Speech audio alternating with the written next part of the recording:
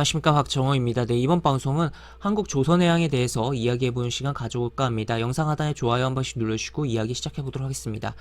네, 한국조선해양 오늘 급락이 나왔습니다. 10% 넘는 급락이 나오면서 최근에 형성되었던 8월과 9월에 만든 요 저점 다 깨면서 저점을 좀 갱신을 한 흐름을 만들었다라고 볼 수 있겠고, 그런 가운데 이러한 흐름이 왜 나왔을까에 대한 배경을 좀 이야기를 해보면 결국 한마디로 좀 끝낼 수도 있습니다. 바로 현대중공업의 상장 때문이다 라고 볼 수 있겠고, 아니 현대중공업이 상장하는데 왜 한국조선해양이 빠지냐 라고 봤을 때는 한국조선해양이 이제 중간 지주사잖아요. 그러다 보니까 이제 지주사 할인 요소가 발생하면서 더블 카운팅이라고 표현할 수도 있는 더블 카운팅, 그런 요소가 발생하면서 이렇게 하락이 나왔다라고 볼 수 있겠는데, 이게 뭔 소리냐라고 봤을 때는 기존에 어떻게 보면 이제 지주사가 이렇게 있고, 지주사 이렇게 글씨 좀 쓸게요. 지주사가 있고 이렇게 자회사가 있는데, 자회사가 있는 가운데서 어쨌든 이 재무제표가 어쨌든 요 자회사 것까지 해서 연결 재무제표로 다 이제 공시를 하는 부분이 있잖아요.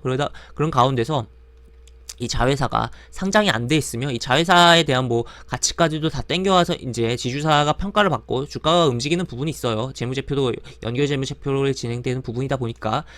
근데 이 자회사가 상장을 합니다. 상장을 하면은 이제 지주사랑 자회사 이 똑같은 이제 사업 내용으로 재무제표를 작성하는 주체가 이제 어떻게 보면 두 개가 되는 부분이 있잖아요. 더블 카운팅이 되는 부분이죠. 그래서 그런 부분 때문에 아무래도 지주사 할인 요소가 발생하면서 지주사는 다운될 수 있는 부분이다라고 볼 수 있겠고, 그래서 최근에 이제 카카오 같은 경우는 이제 규제 때문에 하락이 나오는 부분도 있지만, 최근에 자회사들 상장이 되면서 그런 부분에 있어서도 하락 요소가 작용하는 부분이 있는데, 생각보다 그런 부분이 덜 작용하다가 규제에 관련된 부분으로서 최근 하락이 나온 부분도 있었다라고도 볼 수 있겠습니다. 하여튼 어쨌든 이러한 구조가 있는 부분이 있다. 그래서 해외 같은 경우는 이제 지주사가 상장되어 있으면 자회사가 상장 안 한다거나 그런 식의 부분이 많은데, 우리는 일단은 그거랑 상관없이 다 최대한 상장을 시켜서 기업들이 시장에서 돈을 땡겨서 설비 투자도 하고 뭔가 하려고 하는 액션들이 나오는 부분이다 보니까, 지금 외국에서는 이런 것을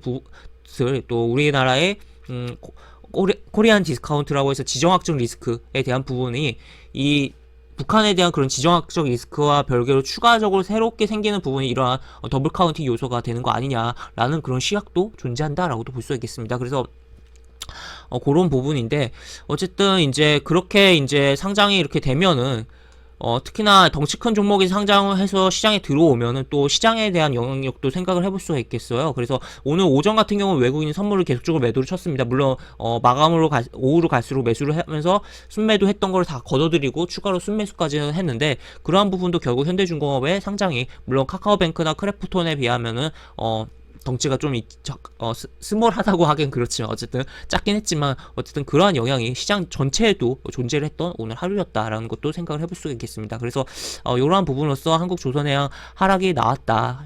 현대중공업의 상장이 한국조선해양과 추가적으로 현대중공업 지주까지도 같은 계열에 있는 현대미포조선까지도 하락을 영향을 준 하루였다라고 볼 수 있겠고, 추가적으로 이러한 하락 결국 개인이 만들어냈을까라고 봤을 땐 당연히 아니겠죠. 당연히 보시면 외국인과 기관의 매도가 이렇게 나왔으며 연기금이 이런 식으로 매도를 진행했다. 그리고 연기금 같은 경우는 이제 시가총액이 큰 종목이 시장에 들어오면 그 종목을 의무적으로 담아줄 수밖에 없는 위치예요. 아무래도 시장의 지수 전체 흐름을 추종을 해야 되는 입장이다 보니까, 그러니까 딴 쪽에서 당연히 어느 정도 매도를 치면서 빠져나간 자금도 있었다라고 볼 수 있겠고, 또 이제 이러한 지주사 및 자회사의 상장이라는 그런 더블 카운팅적 요소에 대한 부분과는 별개로 생각을 해보더라도 이 조선 업종의 대표 기업이 상장을 해서 들어온 거잖아요, 지금 시장에.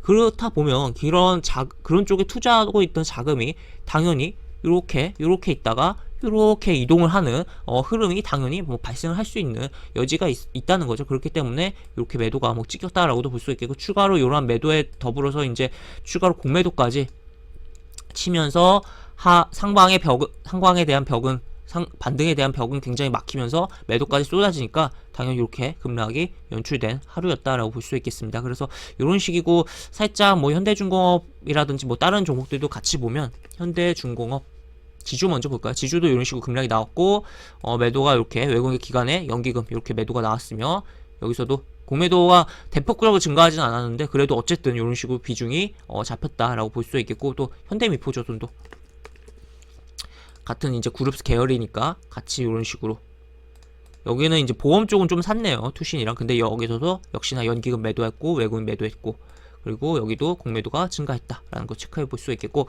현대중공업도 보도록 하죠. 현대중공업 오늘 참 정신없는 흐름이에요. 이렇게 따상은 일단 실패를 했고, 어쨌든 그래도 공모가 위에서 종가를 이렇게 마무리를 한 흐름이 연출됐습니다. 그래서 그런 가운데서 여기 연기금이 대량으로 산 게 확인됩니다. 아까 이야기 드렸듯이 연기금은 이제 시장 전체를 추종해야 되기 때문에 덩치 큰 종목이 하나 뭔가 들어오면은 얘가 좋던 나쁘던 뭐 실적이 어떻던 일단 사줘야 되는 위치다라는 거죠. 그래서 그렇기 때문에 이러한 매수가 강력하게 들어왔고, 외국인 같은 경우는 이제 뭐 물량 배정 받은 거 차익 실현 어느 정도 하고, 이제 어느 정도 이런 차익 실현들이 이루어진 후에는 어느 정도 또 조선 업황이 좋을 거라고 생각되면 다시 뭐 매수가 들어올 것이다 라고도 생각을 해볼 수가 있는 상황이다 라고 보시면 되겠습니다. 그래서 이런 식으로 이제 한국조선해양이 오늘 하락한 이유는 결국 현대 중공업의 상장 때문이었고, 또 추가로 오늘 아침에 특히나 선물 매도가 또 쏟아진 부분도 이 덩치 큰 종목이 시장에 들어와서 영향을 준 것이다 라고도 볼 수 있겠습니다. 물론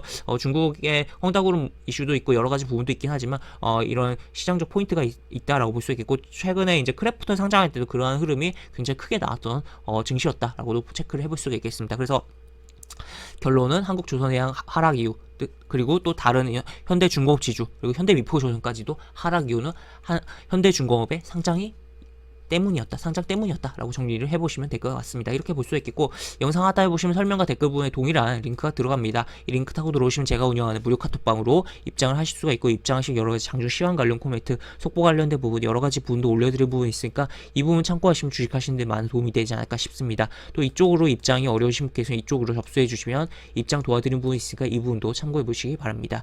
이상 박종호였습니다. 네, 감사합니다.